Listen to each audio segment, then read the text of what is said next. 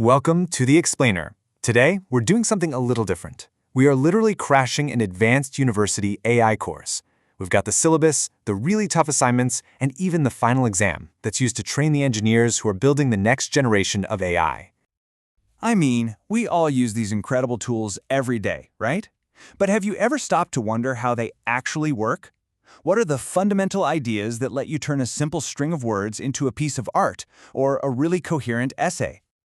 Well, we managed to get our hands on the complete source material. We're talking lecture notes, programming assignments, quizzes, the whole shebang from a top-tier deep learning course. This is exactly what the next wave of AI experts is learning right now.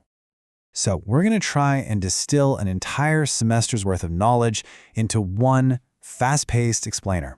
And the best part? No tuition fees required. So here's our syllabus. We're going to cover how AIs learn to create images out of nothing, how they master language, how we actually steer them, and what's coming next, beyond today's technology.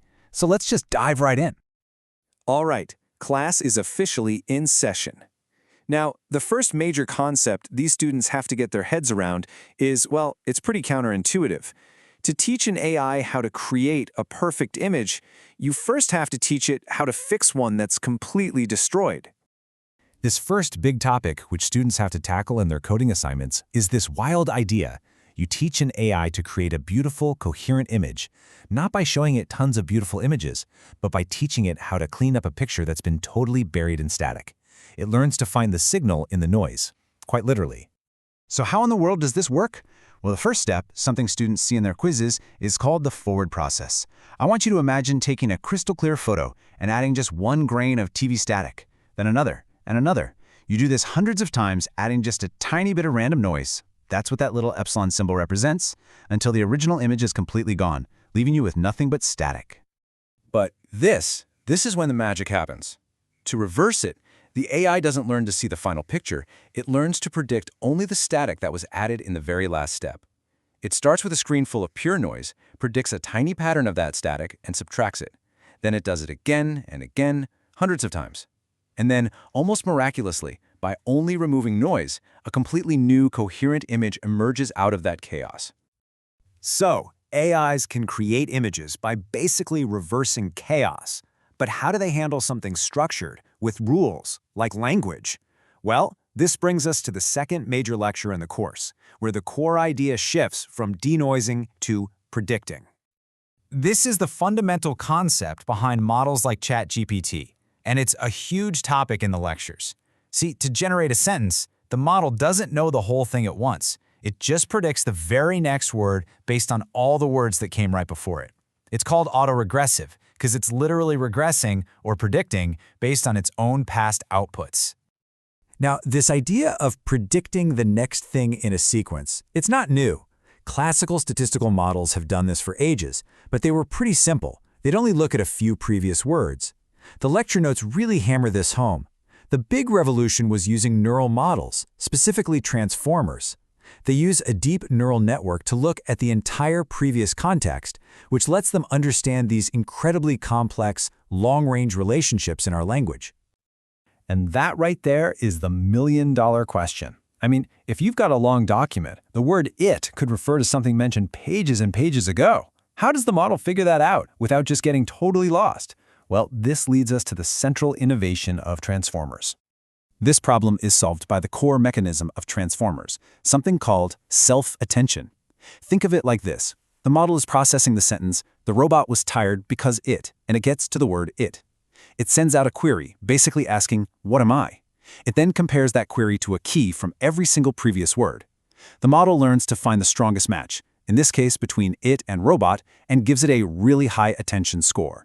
It literally learns what it needs to pay attention to. So that brings us to the next big section of the course, control. Okay, we have these powerful models that can generate images and text, but how do we steer them? How do we get from just a random image to a very specific prompt, like a photo of an astronaut riding a horse? One of the early methods, which is covered in the programming assignments, was to use a whole separate model, a classifier. This second model's only job was to look at the image being generated at each step and kind of nudge the process along, saying a little more cat-like or less dog-like to guide it toward what you wanted. But the modern, state-of-the-art solution is something called classifier-free guidance. It's much smarter. Here, a single model learns to do two things at once: create an image with your text prompt and create an image with no prompt at all. You can think of the no-prompt version as just its default generic creation.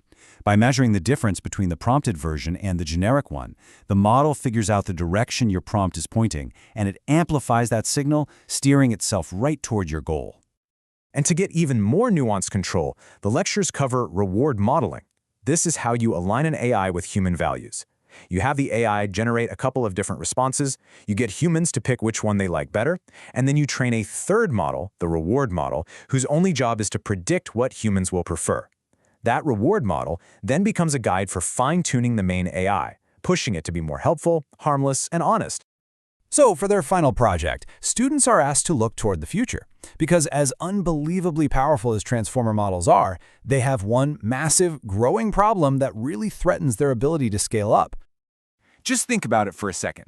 That attention mechanism we talked about, it has to compare every single word with every other word that came before it. What do you think happens when that text gets really, really long? The answer is the computational cost. It's what's known as quadratic complexity. This basically means that as the length of the text, L, doubles, the amount of computation required by that attention mechanism quadruples. This just becomes completely unsustainable when you're analyzing huge amounts of context, like entire books or high-res videos.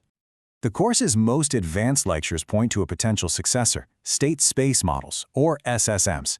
They're inspired by control systems theory, the kind of stuff used in electrical circuits and robotics, and these architectures process information linearly. That means if you double the sequence length, you just double the computation. It is a total game changer for efficiency. And the way they pull this off is just brilliant. They use a really clever mathematical trick to reframe the whole problem. Instead of comparing every word to every other word, they treat the entire sequence like a single audio signal. And just like you can break down an audio signal into its bass and treble, they use an incredibly fast algorithm called a fast Fourier transform, an FFT, to process all the frequencies of the sequence at once. It's just a radically more efficient way of doing things. And that brings us to the end of the semester. So, before you take your final exam, let's just quickly recap the core principles that we've just crashed through. Okay, so first, AI can create things by learning how to reverse a process of adding noise. Second, language models work by predicting the next word, using attention to understand context. Third, we can guide these models using really clever techniques like classifier-free guidance and reward modeling. And finally, the future is a race for pure efficiency, with new architectures like state-space models starting to challenge the dominance of transformers. The university's actual final exam asks students to formulate and answer their own question about everything they've learned. So we're going to turn that over to you. You've now seen the fundamental building blocks, from noise to prediction to guidance to efficiency. What incredible new thing would you challenge this technology to create?